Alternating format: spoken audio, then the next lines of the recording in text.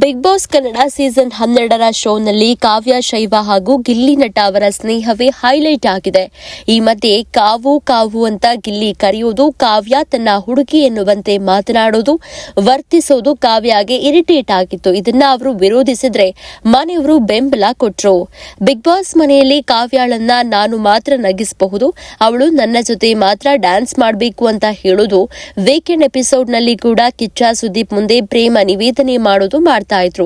ಇದೆಲ್ಲವೂ ತಮಾಷೆ ಎನ್ನುವುದು ಎಲ್ರಿಗೂ ಗೊತ್ತಿದೆ.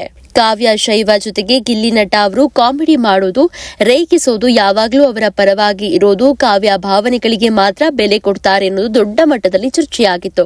ಬಿಗ್ ಬಾಸ್ ಟಾಸ್ಕ್ ಕೊಟ್ಟಾಗ ಅಥವಾ ನಾಮಿನೇಷನ್ ಇದ್ದಾಗ ಅನೇಕ ಸ್ಪರ್ಧಿಗಳು ಈ ಮಾತುಗಳನ್ನ ಆಡಿದ್ದೂ ಇದೆ. ಗಿಲ್ಲಿ ನಟ ಈ ರೀತಿ ಮಾಡ್ತಾ ಇರೋದು ಹೊರಗಡೆ ಬೇರೊಂದು ಹೆಸರು ಕೊಡುತ್ತೆ ಅಥವಾ ಜನರು ತಪ್ಪಾಗಿ ತಿಳಿದುಕೊಳ್ಳಬಹುದು ಅಥವಾ ನನ್ನ ಆಟವನ್ನ ಗುರುತಿಸದೇ ಇರಬಹುದು ಎಂಬ ಕಾರಣಕ್ಕೆ ಕಾವ್ಯ ಶೈವ ಅವರು ಇದನ್ನ ತಡೆಯುವ ಯತ್ನ ಮಾಡಿದ್ರು. ಇದೇ ಕಾರಣ ನೀಡಿ ಗಿಲ್ಲಿಯನ್ನ ನಾಮಿನೇಟ್ ಕೂಡ ಮಾಡಿದ್ರು. ಆದ್ರೆ ಗಿಲ್ಲಿ ನಟನನ್ನ ಕಾವ್ಯ ಅವರು ಅಣ್ಣ ಅಂತ ಕರೆದಿದ್ರು. ಅಷ್ಟೇ ಅಲ್ಲದೆ ರಾಖಿ ಕಟ್ಟಲು ಮುಂದಾಗಿದ್ರು ಕೂಡ ಅವರ ಮನೆಯವರು ಅವರನ್ನ ಒಪ್ಕೊಂಡಿದ್ದಾರೆ. ಅಂದ್ರೆ ಗಿಲ್ಲಿ ನಟ ಮಾಡುವಂತಹ ಕಾಮಿಡಿ ಸ್ನೇಹ ಚೆನ್ನಾಗಿದೆ, ಗಿಲ್ಲಿಯನ್ನ ನಾಮಿನೇಟ್ ಮಾಡಬಾರ್ದಿತ್ತು, ಗಿಲ್ಲಿ ನಟನಿಗೆ ಮೊಟ್ಟೆ ಹಣ್ಣು ಕೊಡು, ಗಿಲ್ಲಿ ನಟನನ್ನ ಅಣ್ಣ ಅಂತ ಕರಿಬೇಡ ಅಂದೆಲ್ಲ ಹೇಳಿದ್ರು. ಇದು ಯಾವ ತರಹದ ಲೆಕ್ಕಾಚಾರ ಅಂತ ಸೋಷಿಯಲ್ ಮೀಡಿಯಾದಲ್ಲಿ ವೈರಲ್ ಆಗ್ತಾ ಇದೆ, ಚರ್ಚೆ ಕೂಡ ಆಗ್ತಾ ಇದೆ.